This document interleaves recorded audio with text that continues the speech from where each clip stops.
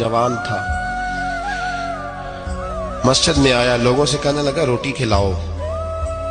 किसी ने तवज्जो ना की। उसने कहा मैं रब रब बताने वाला हूं, मेरी तरफ देखो तो सही। किसी शख्स ने ख्याल ही ना किया। फिर उसने कहा यार थोड़ा सोचो। नमाजियों से कहा, अहले इलाका से कहा, उन्होंने कहा तेरी तरह के बड़े दरवेश देखे। मस्जिद के मेहराब में वो रब करीम का बंदा इंतकाल कर गया। जब फौत हो गया ना, लोगों का मिजाज है, बीमार को दवाई नहीं देते, जनाजे पे वक्त पे पहुंच जाते।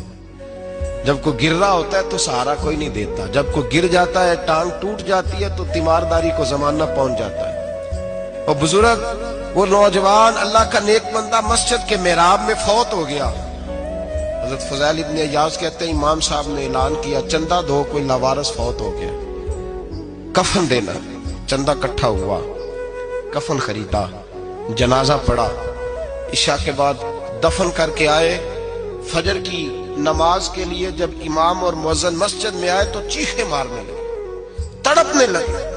दूर दूर तक आवाजें फैल गई, दुनिया दौड़ी आई। क्या हुआ? कहने लगे वो जो तुमने कफन पहनाया था वो यहां पड़ा हुआ है, और देखो कफन पे तहरीर लिखी है। तहरीर क्या है? अर्श के मालिक ने फरमाया मेरे दोस्त ने रोटी मांगी, तुमने दी नहीं। उसने तुम्हें मेरे करीब करने के लिए अपनी तरफ तवज्जो कराई, तुमने की नहीं।